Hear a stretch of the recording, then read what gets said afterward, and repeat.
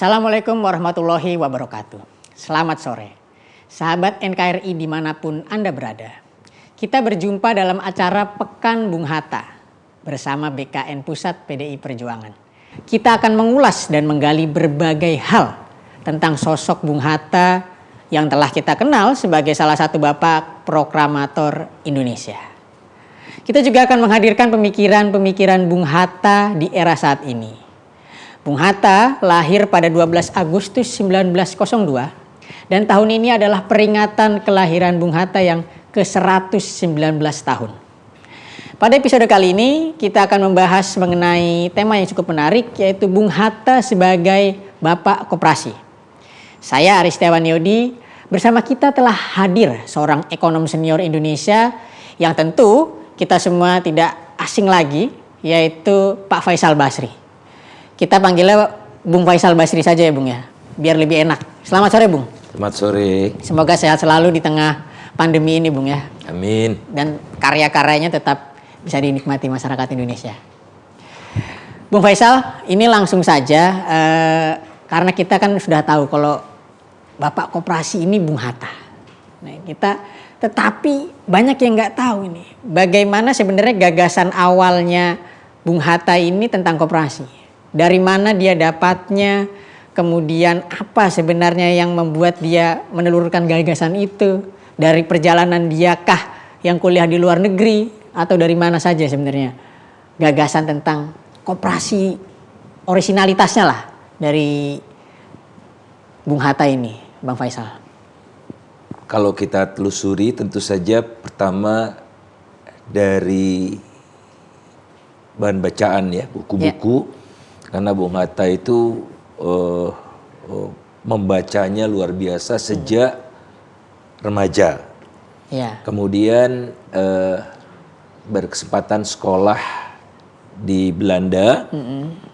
Ketika itu sedang ramai di Eropa itu pemikiran-pemikiran tentang pemikiran alternatif. Dari kapitalisme pasca revolusi industri.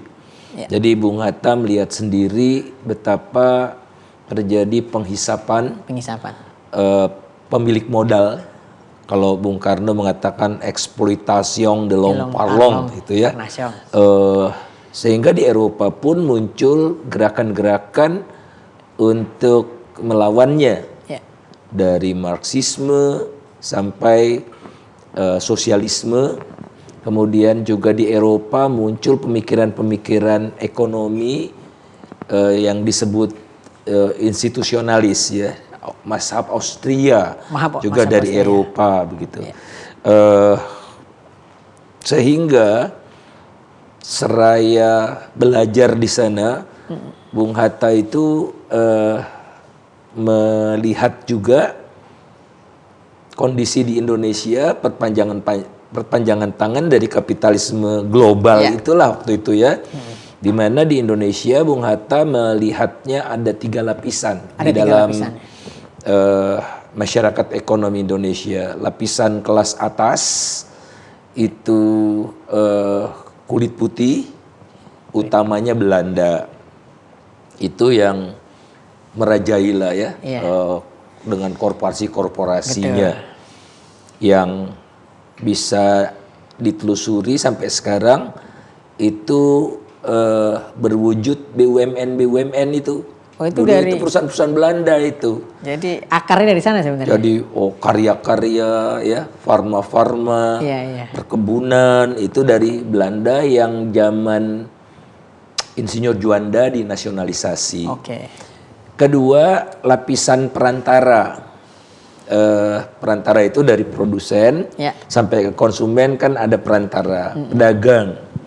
90% dikuasai, ini menurut Bung Hatta ya, 90% dikuasai oleh saudara-saudara kita Tionghoa. Kemudian lapisan terbawah itu adalah lapisan serba kecil. Bung Hatta tuh bilangnya lapisan serba kecil. Petani kecil, pedagang kecil, industri kecil, pokoknya modal kecil, jadi lapisan serba kecil. Nah ini harus diubah struktur ini. Ya, Bung Hatta ini bicara sebelum kemerdekaan. Jauh sebelum kemerdekaan. Sebelum kemerdekaan. Di tahun jadi berapa itu? 30-an. Tahun 30-an. Ya, 30-an Bung Hatta sudah menyampaikan pemikiran-pemikirannya dari Belanda. Dikirim tulisan-tulisannya dimuat di media perjuangan media perjuangan bawah tanah barangkali waktu itu ya. Kemudian juga di blending campur ya disandingkan dengan muatan lokal, semangat dari Ki Hajar Dewantara, kemudian semangat kebangkitan nasional, ya, kemudian juga syarikat dagang Islam dan sebagainya itu, maka lahirlah pemikiran-pemikiran Bung Hatta yang sudah membumi untuk mempersiapkan Indonesia tatkala merdeka itu, yang sudah dimulai dari sebelum merdeka, untuk memasuki era tidak hanya merdeka secara politik, tetapi juga berdaulat secara ekonomi. Dan yang banyak ditulis oleh Bung Hatta adalah tentang koperasi. Jadi koperasi itu adalah Bung Hatta mengatakan persekutuan cita-cita. Nah dia persekutuan cita-cita. Jadi persekutuan cita-cita awalnya. Persekutuan cita-cita kalau firma, CV dulu ya, PT barangkali belum ada ya. Belum ada ya. Itu persekutuan modal. Persekutuan modal, perkumpulan modal gitu ya. Persekutuan modal. Ini koperasi ini persekutuan cita-cita. Jadi kalau saya boleh simpulkan gitu ya. Yang di koperasi itu bukan semata-mata sosok ada koperasi A, koperasi B, satu bangun usaha saja, enggak, tapi ini adalah gerakan. Bung Hatta selalu mengatakan ini gerakan, menghimpun kekuatan rakyat yang berserakan, tidak ada yang mengorganisir di masa penjajahan, ya, untuk menghadapi kaum kapitalis kota. Supaya darah dan keringat rakyat itu menghasilkan sesuatu yang berwujud kemakmuran, kesejahteraan bersama. Bukan dihisap terus gitu oleh kekuatan kapitalis kota. Dia memproduksi, dijual harganya murah gitu ya. Jadi istilah sekarang nilai tambahnya itu dinikmati sebagian besar oleh yang berdarah berkeringat itu. Dan ini sebenarnya difokuskan untuk yang golongan kecil, serba kecil tadi yang disampaikan Bung Hatta itu ya. Koperasi itu ya. Cacing kremi deh istilahnya sekarang barangkali ya. Bejek-bejek gini udah selesai gitu. Nah, yang saya pernah, mungkin kita kaula muda lah penasaran, Bung Faisal, apakah di zaman saat itu, maksudnya baik itu sebelum kemerdekaan atau pasca kemerdekaan, apakah gagasan koperasi yang dicanangkan oleh Bung Hatta ini sempat atau pernah ada gitu dalam konteks realnya saat itu, pernah benar-benar ada gerakan yang besar atau semacam gagasan kemudian masyarakatnya masih belum sepenuhnya gitu menggerakkan atau terlibat dalam gerakan koperasi ini? Belum sempat menjadi satu kekuatan yang dibayangkan Bung Hatta sebagaimana terjadi di Eropa. Di Belanda sendiri itu perbankan besar itu koperasi. Koperasi pertanian. Menjadi bank pertanian itu pemiliknya adalah koperasi, wujud koperasi. Di Jerman ya, dan di sejumlah negara Eropa lain, Denmark, Swedia, Skandinavia ya, itu juga menjadi satu kekuatan alternatif. Benar-benar alternatif di sana. Alternatif dan ada juga yang menjadi sayapnya gerakan buruh. Oke. Jadi buruh berkooperasi Ya. membentuk suatu unit usaha yang istilahnya ya jadi konglomerasi gitu, menguasai Jadi mereka besar juga sektor produksi, perdagangan sampai retail. Sampai sekarang ada di Inggris itu yang namanya farmers market. Jadi supermarket yang dimiliki oleh koperasi, farmers cooperatives. Kemudian travel agent, koperasi juga, logistik. Jadi kalau teman-teman ke Eropa itu ada truk-truk panjang dan yang mewah-mewah itu truknya, bentuk apa tuh, kontainer begitu, panjang itu logistik. Alat dari logistik yang dikuasai juga oleh koperasi. Jadi dari hulu sampai ke hilir koperasi itu eksis. Nah, seperti di Indonesia kan justru yang di hulunya itu persekutuan modal, di tengahnya persekutuan semi modal, perdagangan, trading. Nah, yang bawahnya sendiri kocar-kacir karena tidak terorganisir. Jadi belum sempat Bung Hatta. Ya. Kebetulan juga Bung Hatta kan di pemerintahan sebentar ya. Cukup sebentar ya. Dia mundur jadi wakil presiden, ya pernah jadi perdana menteri, tapi kan politiknya masih belum kondusif sampai pembebasan Irian ya, Irian Barat ya. Itu jatuh bangun kabinet segala macam itu. Jadi Bung Hatta lebih banyak mengisi sisa hidupnya dengan menginspirasi. Bung Hatta juga yang merupakan istilah sekarang bilang kayak keynote speaker ya. Waktu penyusunan undang-undang koperasi. Yang pertama kali itu panjang sekali, itu ada notulensinya. Dia sampaikan filosofi sampai jenis-jenis ya. Kemudian juga dengan mengacu pada perkembangan koperasi di berbagai negara, pokoknya referensinya barangkali yang paling lengkap lah Bung Hatta tentang koperasi, sehingga bisa dikatakan menjadi roh dari undang-undang koperasi yang pertama itu. Bung Faisal, ini menarik.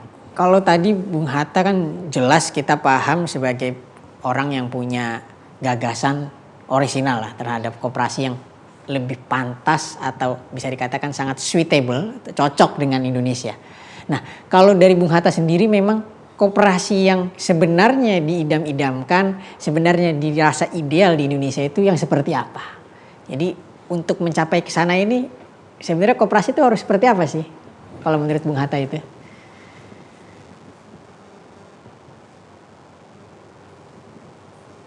Bentuk dari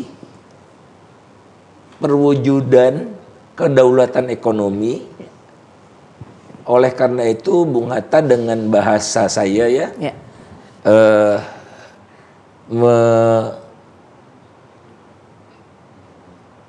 menguraikan koperasi itu bentuk-bentuknya harus mencakup dari hulu sampai hilir.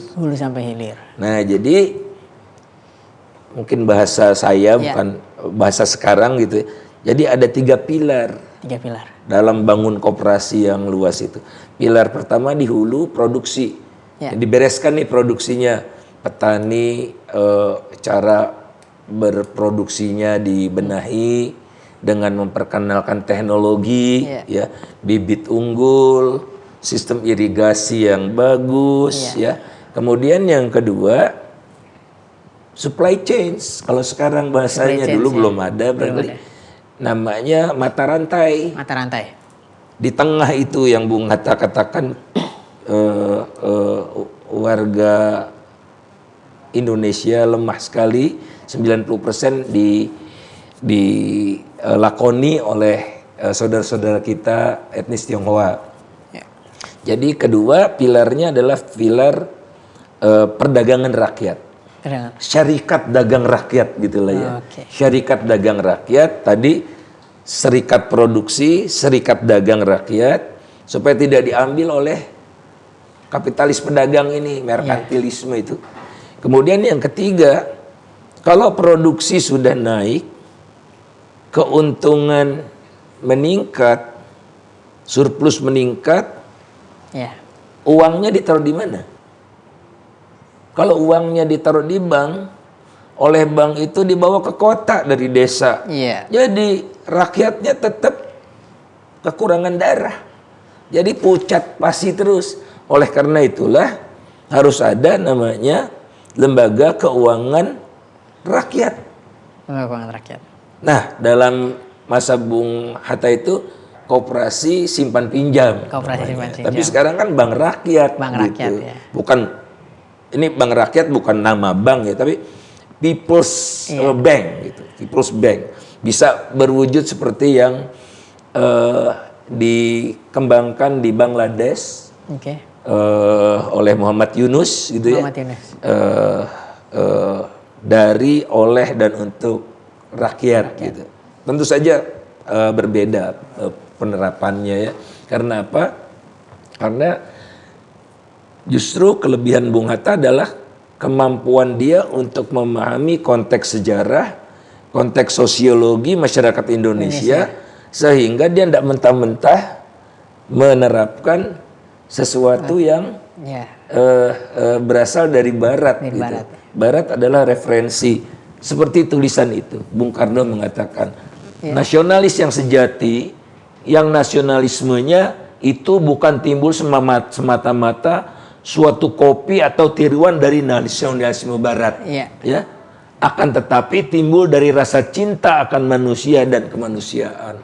Jadi Bung Hatta itu mendasarkan pemikiran-pemikirannya dengan prinsip humanisme yang tinggi, yang paling utama ya. Itu dia. Jadi ya memang berarti memang bukan pekerjaan mudah juga waktu itu Bung Hatta memperjuangkan agar koperasi yang tadi menyangkut 3 sektor tadi, dari produksi, perdagangan sampai yang di bawah itu tadi hulunya, untuk untuk bisa benar-benar terwujud di Indonesia mungkin. Betul, perjuangan makanya sekarang harus kita aktualisasikan, reaktualisasikan gagasan-gagasan Bung Hatta itu, karena gagasan Bung Hatta kan tidak hanya koperasi, tapi bangun ekonomi Indonesia secara keseluruhan itu seperti apa. Jadi sebetulnya Bung Hatta menjadi cikal bakal atau arsitek utama pembentukan atau penyusunan sistem ekonomi nasional Indonesia. Sistem ekonomi nasional. Sistem ekonominya dulu, ya, yang tidak boleh eksploitasi, berbasis kekuatan rakyat. Oleh karena itu azasnya kekeluargaan. Asal kekeluargaan koperasi. Karena Bung Hatta juga yang merupakan penyusun utama dari pasal 33 Undang-Undang Dasar 1945 itu. Bumi kekayaan. Itu yang menjadi roh dari sistem ekonomi yang harusnya kita jalankan. Gitu ya. Dan Bang Faisal tadi sudah luar biasa Pak Bung Hatta ya. Bung Hatta ini dalam menyusun dan membidani berbagai gerakan ekonomi, konsep ekonomi di Indonesia, bangun ekonomi, fondasi ekonomi. Nah, waktu itu informasi yang saya peroleh waktu itu juga bagaimana Bung Hatta sebenarnya membidani kongres koperasi pertama di Indonesia. Nah itu bagaimana Bung Hatta sebenarnya perjuangannya dalam meyakinkan masyarakat Indonesia, karena saya membaca referensi bagaimana perdebatan antara tokoh bangsa ini kan luar biasa. Mereka punya gagasan yang tidak buruk, baik semua, tetapi mereka perdebatkan dengan sangat luar biasa.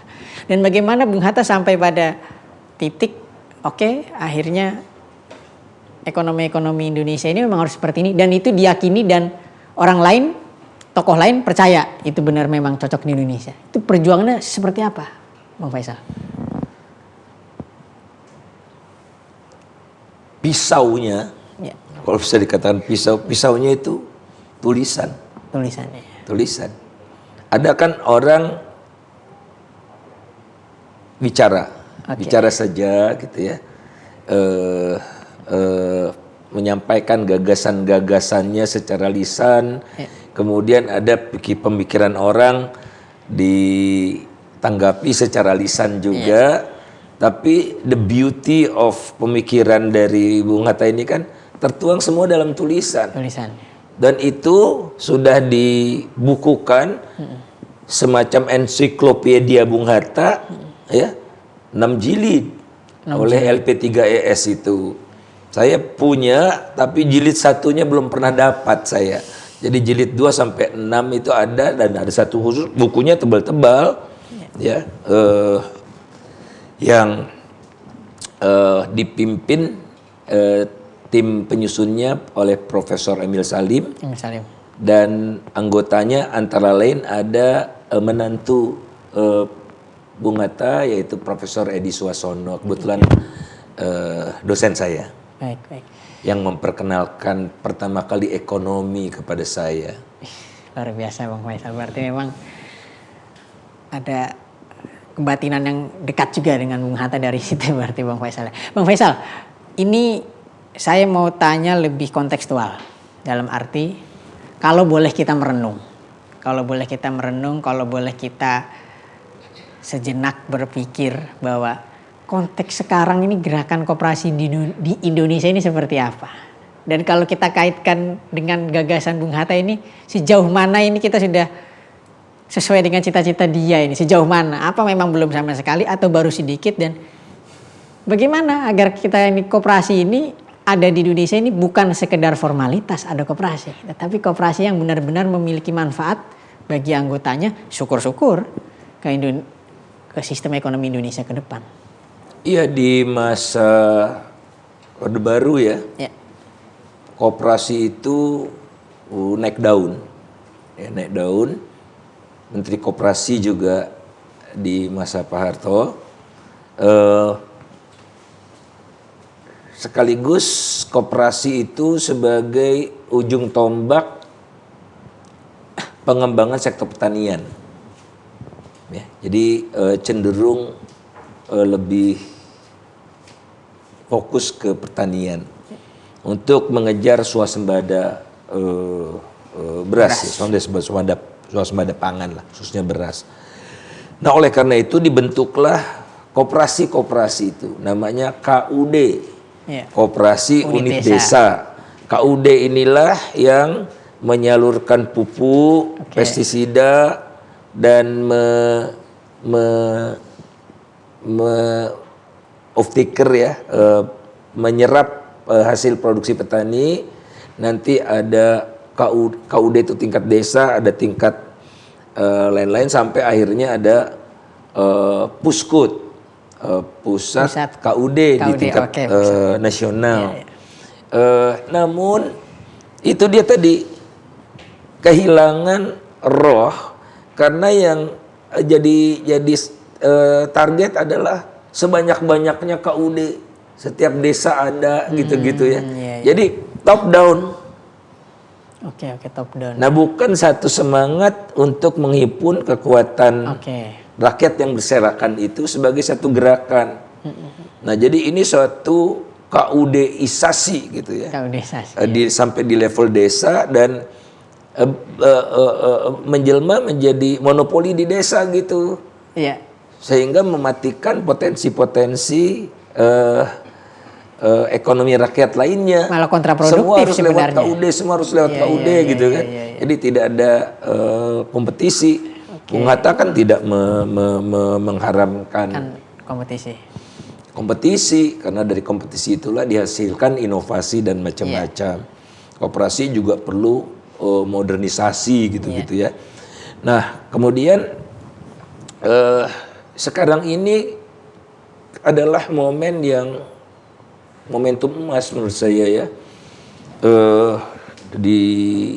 dihadapkan kita pada pandemi yang berkepanjangan, dan ternyata mayoritas rakyat kita rentan sekali hidupnya. Ya, jadi ada 143 juta masih rakyat Indonesia itu dari 270 juta ya, yang hidupnya masih tidak aman, insecure. Orang miskinnya sih tinggal 10% gitu, kira-kira 27 jutaan. Yang rentan ini ya. Ya dia tidak miskin. Ini kalau miskin yang 10% itu absolut. Absolut ya. Absolute poverty. Jadi kemiskinan absolut. Jadi betul-betul dia tidak mampu memenuhi kehidupan minimum pokoknya ya. Manusia. Ya. Minimum loh. Nah, kemudian ada kira-kira 97 juta orang yang hidupnya tidak miskin, tapi dia tidak bisa bayar BPJS Kesehatan. Oke. Jadi pemerintah yang bayar iurannya. Oh ya. Nah, itulah yang tertinggi itu. Nah, padahal ada lagi lapisan yang insecure itu. Yang kira-kira pengeluaran per harinya Rp25.000. Nah, sudah 70 tahun lebih merdeka, 52,8% rakyat Indonesia itu insecure. Masih insecure. Itu bukan indikasi yang baik. Malaysia itu cuma 2,6% yang insecure-nya. Thailand itu 6%-an. Kita 52,8%. Nah, kenapa? Ini dia tadi, mayoritas rakyat itu masih itu dia tadi. Segala kecil. Serba kecil. Nah, Bung Hatta mengatakan, yang kecil-kecil itu kalau digabung jadi kekuatan besar, tapi tidak ada yang merajutnya. Oke. Nah, oleh karena itulah ini kesempatan gitu, ya, untuk mewujudkan pemikiran founding fathers kita, proklamator kita ya, Dwi Tunggal kita. Betul. Ya, kalau begitu, mudah-mudahan kita menjadikan ulang tahun Bung Hatta 12 Agustus ini sebagai tonggak memasuki era baru untuk menyongsong keemasan tatkala kita merayakan 1 abad kemerdekaan tahun 2045. Jadi jangan sia-siakan ini. Inilah momentumnya menghimpun kekuatan rakyat yang dahsyat kalau dihimpun itu tadi. Ya. Luar biasa. Dan ini kaitannya juga dengan konteks saat ini, Bang Faisal. Jadi tadi mungkin bisa disambung juga terkait pesan untuk generasi muda. Nah, generasi yang bahkan saya pun tidak pernah terbayang sebelumnya. Apa-apa sekarang udah serba digital. Kita beli makanan sudah ada yang nganter gitu kan. Kita mau pesen apa udah bisa, mau tahu tempat makanan di mana tinggal klik aja di handphone gitu kan. Nah, bagaimana konsep ekonomi Bung Hatta ini bisa diteladani oleh manusia-manusia muda yang ke depan ini sangat digital banget lah. Dunianya sangat digital ini ke depan, agar bukannya kita jatuh terlalu kapitalis gitu ya, tetapi justru ini kesempatan untuk membalikan semua keadaan untuk berjuang agar ekonominya ini menguntungkan rakyat juga gitu. Nah, ini apa yang bisa diteladani dengan kondisi sekarang yang serba digital seperti itu, Bang Faisal? Saya takjub ya dengan inisiatif generasi muda, generasi milenium, sebetulnya sudah mulai merintis perwujudan dari pemikiran Bung Hatta dengan cara yang berbeda. Jadi apa yang dilakukan? Jadi ada startup itu menghimpun belasan ribu petani di Jawa Barat. Ya. Sehingga tidak sendiri-sendiri petani itu beli pupuk. Kalau sendiri-sendiri ya mahal. Tapi kalau 15.000 katakanlah petani beli pupuknya, 15.000 kali berapa kilo, dapat diskon itu juga, kan ribuan ton, diskonnya besar. Iya benar. Langsung harga pabrik. Harga pabrik. Nah, kemudian modalnya diberikan, bukan diberikan ya, modalnya di dalam tanda petik dipinjamkan. Dari mana? Dari KUR. Tapi penjaminnya dia, ya. Kemudian hasilnya dijamin harganya. Sehingga kalau panen, selama ini kan kalau panen harga petani jatuh. Iya, selama ini. Jadi petani itu kapan bahagianya? Panen susah, paceklik susah. Ditungguin Nah, jadi diambil harganya kalau jatuh. Jadi jaminan pada tingkat harga tertentu. Kalau di atas itu silahkan gitu. Nah ini kalau dikemas sedikit lagi bisa menjadi suatu korporasi itu, sehingga nanti mini market farmer kooperatif itu punya kedai-kedai, gerai-gerai di kota-kota. Di kota-kota. Seperti yang terjadi di Oxford, di Manchester gitu-gitu. Nah, jadi luar biasa gitu sudah dilakukan. Nah, kemudian ada startup lagi memperkenalkan teknologi sederhana, handphone sederhana jadul, tapi bisa digunakan untuk mengukur kadar kapur, kadar keasaman tanah gitu-gitu. Jadi jangan disuruh generasi milenial itu bertani pakai cangkul gitu, mencangkul dia. Enggak. Jadi tanpa disuruh pun, asal dibuka akses atau kebebasan dia, itu niscaya mereka akan menemukan sendiri wujud yang baru dari pemikiran-pemikiran Bung Hatta. Intinya adalah menghimpun kekuatan rakyat yang berserakan lewat digital. Ya. Luar biasa sekali, Bang Faisal. Terima kasih telah memberikan banyak banget ini insight, khususnya untuk masyarakat umum, khususnya kepada kader PDI Perjuangan, khususnya juga terhadap kaula muda yang menonton YouTube ini.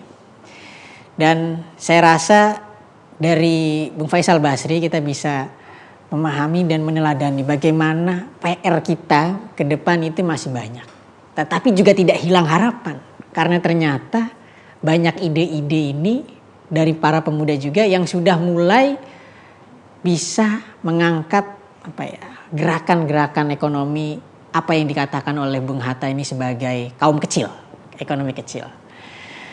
Begitu hangat dan mengalir perbincangan kita pada kesempatan hari ini, sampai nggak terasa sudah sampai di penghujung acara. Memang tidak kerasa kalau misalnya pembicaraan ini hangat dan sangat penuh dengan ilmu dan hal-hal baru. Tapi tentu banyak lagi yang bisa kita petik ke depannya dari Bung Hatta ini, khususnya di episode-episode mendatang.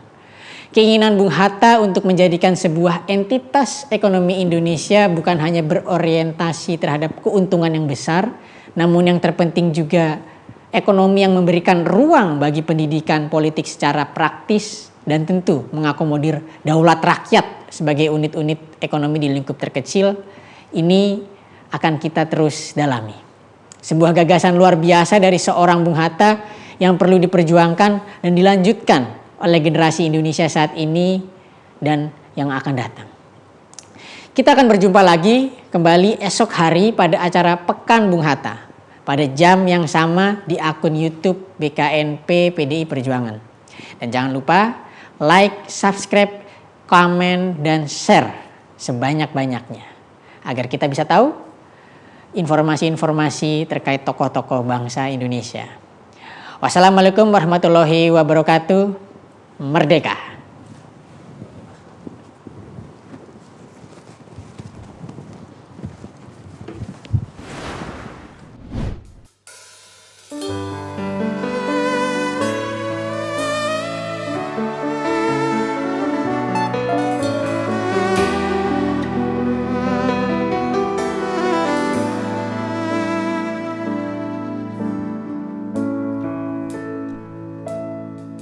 Tuhan, terlalu cepat semua. Kau panggil satu-satunya yang tersisa, proklamator tercinta. Jujur, lugu dan bijaksana, mengerti apa yang terlintas dalam jiwa rakyat Indonesia. Hujan air mata dari pelosok negeri saat berlepas engkau pergi. Berjuta kepala tertunduk haru, terlintas nama seorang sahabat yang tak lepas dari namamu. Terbayang baktimu, terbayang jasamu, terbayang jelas jiwa sederhanamu. Berlisan bangga, berkafan doa dari kami yang merindukan orang seperti.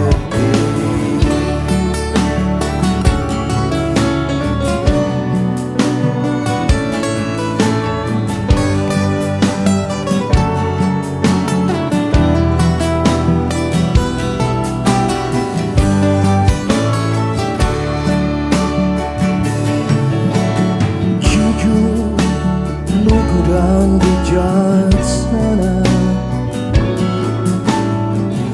mengerti apa yang terlintas dalam jiwa bangsa Indonesia.